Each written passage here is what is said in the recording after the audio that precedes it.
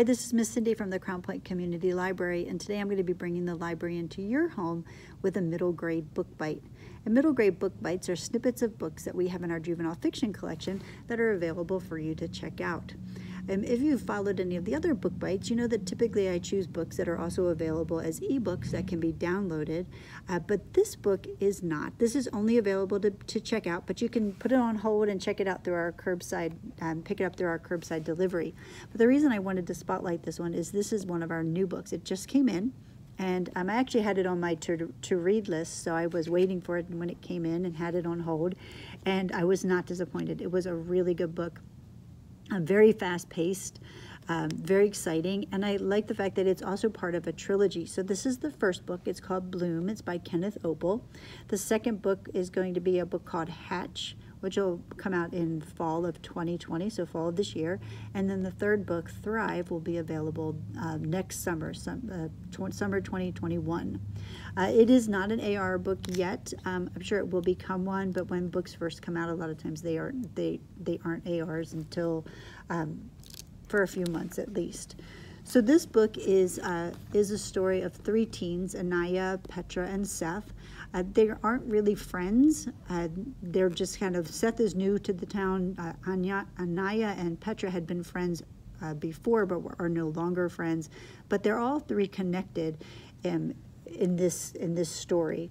So the story begins with a rainstorm. Nothing unusual about that. It rains all the time. But this rainstorm caused something to happen. Once the rain stopped, these black grasses, these black plants started growing up all over the world. They were everywhere.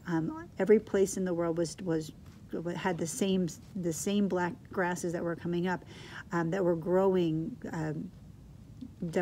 so rapidly that the people couldn't get rid of them fast enough. They were also very strong and very dangerous. They gave off a toxic pollen, causing a lot of people to have allergic issues.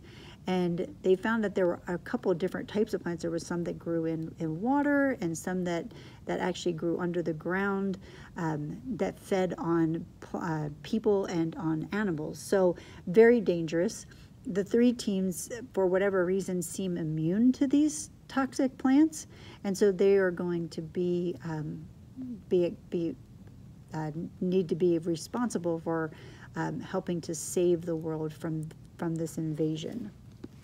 So unlike most book bites, I usually start at the very beginning and read a little bit of the first chapter, but this time I'm going to start at like page 104, because when I was reading it and I got to this one part and I was like, oh my gosh, this is such a good scene. I wanted to share that with you to give you an idea of the excitement in this book. So I'm going to read a little bit to you.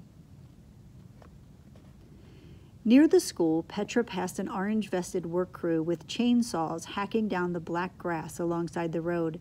She cut through the tall cedars that bordered one side of the playing field and recognized the gawky outline of Seth Robertson leaning against a tree. She started to change course. She'd talked to him yesterday, and she didn't want him to think that she was a stalker, but he turned and he saw her. His smile of greeting was so eager and genuine, she couldn't help feel touched. He waved. "Hi," she said, walking over. In his cupped hand were some berries. He popped one into his mouth. There was a dribble of juice on his chin, and she didn't want to embarrass him by pointing it out. And seeing it made her less nervous somehow, like she could just be herself, which was such a relief. "Are those blueberries?" she asked. "Don't know." She laughed. "How can you not know?" "Well, they're really addictive. I saw a bunch on my way to school." He nodded at the tree. "There's some here, too." Petra looked and saw a sprig of berries growing from the trunk at eye level. She frowned. Did berries grow right from the bark? They were a deep purple, so dark they were almost black. They did look awfully good. She reached out for one and noticed that they weren't growing from the tree at all. They came from a vine that snaked cleverly through the crevices in the bark.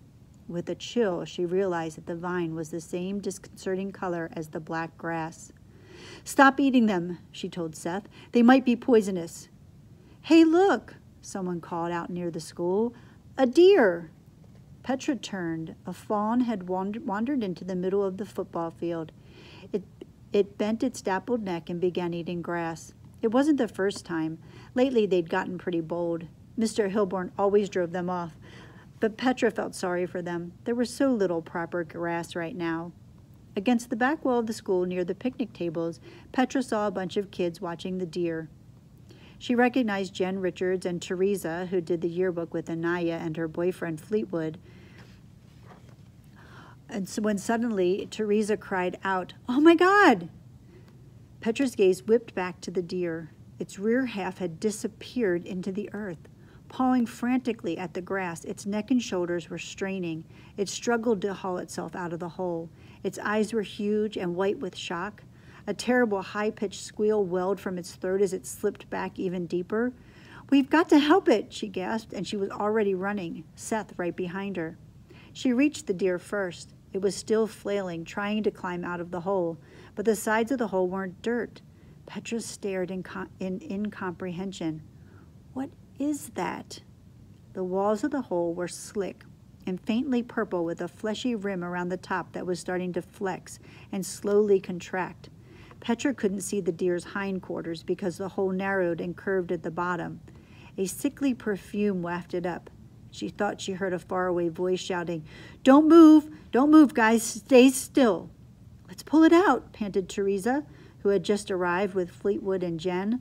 The deer suddenly collapsed, legs twisted under. It wailed piteously from the bottom of the hole. The smell of garbage cans on a hot day rose up, and then the top began to contract like a set of hideous lips smashing together. "Don't move!" came the shout again, louder now, and Petra wrenched her gaze away to see Anaya hurrying toward them along the very edge of the field, and in her hands was a chainsaw. "Don't move!" she bellowed. "The field is not safe." Seth watched Anaya cross the field one careful step at a time. "The ground could cave in!" she cried. Seth stared at the sealed-over hole, which was shuddering as the deer kicked from inside. "What is this thing?" he heard Petra shout like it was all Anaya's fault. "A plant," Anaya said. "A plant?" Teresa looked like she was on the very verge of panic. "It just ate a deer." "There could be more of them," Anaya yelled. "Lots more." Seth wished she hadn't said that. Teresa and the others looked even more freaked out now. His own heartbeat was loud in his ears. He tasted the berry juice in his mouth and felt a weird rush of energy. "Hey, what's going on?" Seth glanced back to the school. Mr. Hilborn was doing his angry gym teacher walk toward them. "What are you guys doing on my field?" "Mr. Hilborn, stay there," Anaya shouted. Please, it's not safe." He kept coming. "What's with the chainsaw, Miss Riggs?" From behind Anaya, a large orange-vested worker came stomping after her, glaring. "Hey, young lady, I need my chainsaw back right now." Seth turned to Anaya. "You know how to use that thing?" "Of course I do," she said. That was good, Seth thought, because he had an overwhelming sense that something terrible was about to happen, and the loudest thought in his head was, keep them safe. Keep Anaya and Petra safe. Keep them safe. "Stop!" Anaya shouted to the worker and then to Mr. Hilborn. "There's things under the ground." "Nobody run," Seth said to the other kids, and he'd hoped they'd listen. "If it can eat a deer, it can eat us," Teresa said and grabbed Fleetwood's hand. "Is that another hole?" said Mr. Hilborn, squinting in annoyance, or maybe it was confusion. He kept walking towards them. "What have you guys—" The earth opened up under him, and he fell down to his armpits, scrabbling at the ground. Then his head kicked back as he was pulled completely out of sight. Seth looked at the others and could tell Teresa was about to bolt. He saw it in her eyes. Anaya must have seen it too, because she said, "Teresa, don't." It happened all in a matter of heartbeats. Teresa running for the school, Fleetwood charging after her, calling, "Teresa, this way, it's safer," and then veered off toward the road. Seth wasn't sure Teresa had even heard him because she didn't stop or change course. After 4 strides, Fleetwood looked back over his shoulder, shouted at Teresa again, and then the earth swallowed him whole. "No!" Seth heard Anaya gasp. She dropped the chainsaw and chased after Teresa. "Teresa, stop!" she bellowed. Seth was about to sprint after her when Petra snatched up the chainsaw and ran in a different direction. "Petra!" he shouted. She kept going. He looked at Anaya running and Petra running, and how could he keep them both safe? He took off after Petra, 6 strides ahead of him, as she plunged through the earth down to her shoulders. Seth threw himself to the ground and reached out. Her hands clasped his. "Pull me," she wailed. "I'm trying," he hollered, and he kicked himself into sitting, leaned back with all his weight. His muscles felt strong, but not strong enough. Petra sank deeper, pulling him with her. He could have let go, but he didn't. He clenched his teeth and let himself fall into the hole with her. This story is called Bloom. It is by Kenneth Oppel. It is a little bit intense, which makes it for a really good book, but it is definitely more appropriate for upper elementary or middle school readers. Probably not for younger readers for this one, but it is a really good book, and I'm really excited and looking forward to reading Hatch in the fall.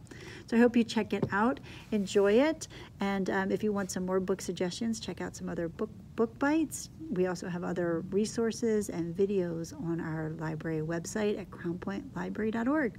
Have a great day.